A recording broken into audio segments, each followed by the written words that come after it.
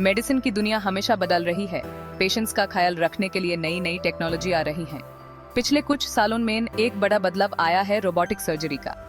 ये machines operation theatre बदल रहे हैं और सर्जन्स को कॉम्प्लेक्स ऑपरेशंस के लिए नई टेक्निक्स और टूल्स दे रहे हैं।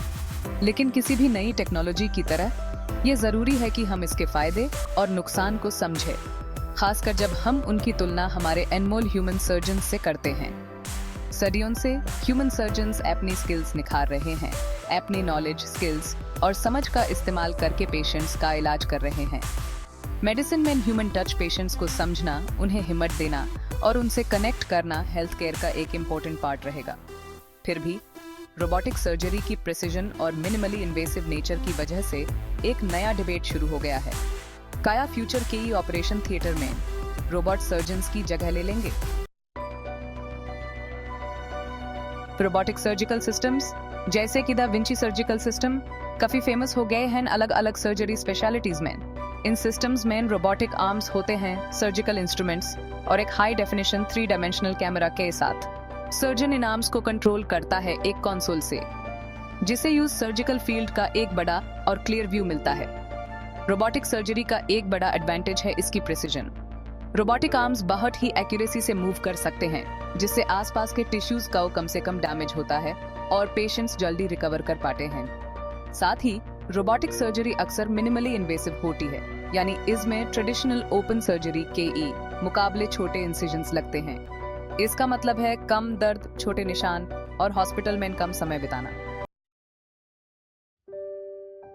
वेज टू रोबोटिक सर्जरी के अपने फायदे हैं, लेकिन यह मानना भी जरूरी है कि ह्यूमन सर्जन्स की जगह कोई नहीं ले सकता।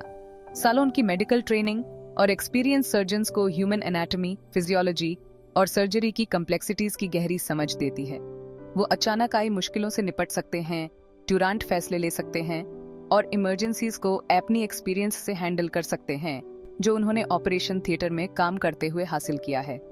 इतना ही नहीं, ह्यूमन टच सिर्फ टेक्निकल एक्सपर्टीज से बढ़कर है। सर्जन्स पेशेंट्स को इमोशनल सपोर्ट, एम्पैथी और रीअश्योरेंस देते हैं सर्जरी के समय। ये कनेक्शन जो ट्रस्ट और कम्युनिकेशन से बनता है, पेशेंट की रिकवरी और वेलबींग में बहुत इंपॉर्टेंट रोल प्ले करता है। Section 4, combining strengths, robots and surgeons as partners. Robotic surgery के ह्यूमन सर्जन्स का रिप्लेसमेंट समझने की बजाय इसी एक पावरफुल टूल समझो जो सर्जन्स की कैपेबिलिटीज को और बेहतर बनाता है। इस नजरिए से देखा जाए तो सर्जरी का फ्यूचर ह्यूमन एक्सपर्टीज और रोबोटिक प्रिसीजन के साथ में काम करने में है। सर्जन्स रोबोटिक असिस्टेंस का इस्तेमाल उन टास्क्स के लिए कर सकते हैं जहां एक्सट्रीम एक्यूरेसी का ही जरूरत होती है, जबकि सर्जरी के ओवरऑल कंट्रोल और इम्पोर्टेंट डिसीजंस अपनी नॉलेज और एक्सपीरियंस के बेसिस पर ले सकते हैं। यह पार्टनरशिप हमें ह्यूमन और रोबोटिक कैपेबिलिटीज दोनों का बेस्ट यूज करने में मदद करता है, जिससे पेशेंट्स को बेहतर रिजल्ट्स मिलते हैं।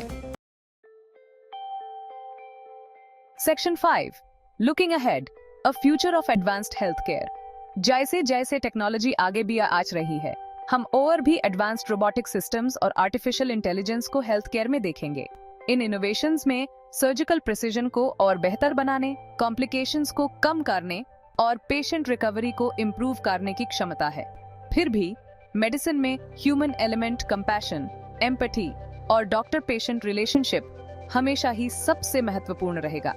सर्जरी का फ्यूचर रोबोट्स द्वारा सर्जन्स को रिप्लेस करना नहीं है, ये तो सर्जन्स को एडवांस्ड टूल्स और टेक्नोलॉजीज देने के लिए है, ताकि वो और भी बेहतर केयर प्रदान कर सकें। आने वाले समय में हम एक ऐसे हेल्थ केयर लैंडस्केप की उम्मीद कर सकते हैं जहां ह्यूमन एक्सपर्टीज और टेक्नोलॉजिकल इनोवेशन मिलकर पेशेंट्स की जिंदगी को बेहतर बनाएंगे।